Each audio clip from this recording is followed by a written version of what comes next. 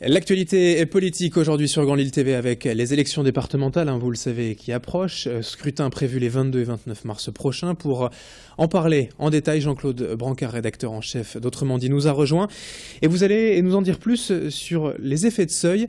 Un effet en fait qui a attiré votre attention, notamment au niveau de l'abstention et du pourcentage des inscrits. Oui, on rappelle la règle pour cette élection départementale. Au second tour ne seront présents que les candidats qui auront réuni 12,5% des électeurs inscrits. Ce qui veut dire que dans un certain nombre de cantons, on va voir cette élection départementale rejoindre des seuils, des niveaux d'abstention que l'on connaît sur les élections locales ou des élections législatives ou les élections européennes. Ce qui peut dans certains cas approcher les 50%.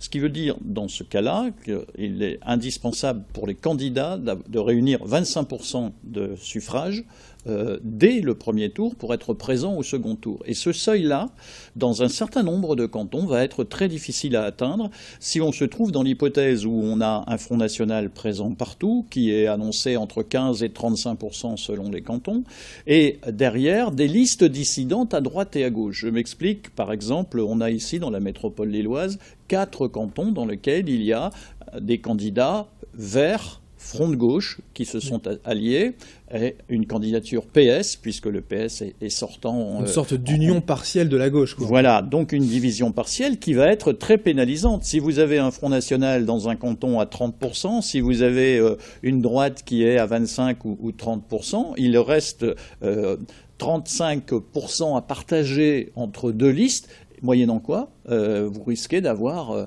une impossibilité d'être au second tour dans un certain nombre de cantons. Il pourra même peut-être se trouver des cantons où au second tour il n'y aura qu'un candidat.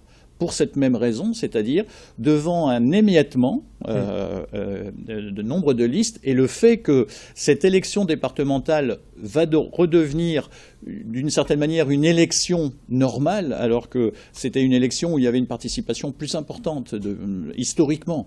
Aujourd'hui, comme on renouvelle toute l'Assemblée, comme les cantons sont redécoupés et où les électeurs vont être un petit peu perdus par rapport à leur marque habituelle, surtout en ville, on va avoir une dispersion de l'électorat, plus une envie de ne pas se déplacer. Et donc là, le niveau d'abstention va être déterminant. Une envie de pas se déplacer, ce qui sera peut-être plus valable à gauche ou à droite, mais au contraire, le Front National, lui, par contre, ses électeurs seront peut-être plus mobilisés. Ah, mécaniquement, ça va effectivement, ça sert, ce contexte sert considérablement le Front National, évidemment. L'effet de seuil, on ne manquera pas d'en reparler très certainement prochainement avec Jean-Claude Brancard pour l'actualité politique. On vous retrouvera régulièrement avant ces élections départementales, 22 et 29 mars prochains. Merci. Merci.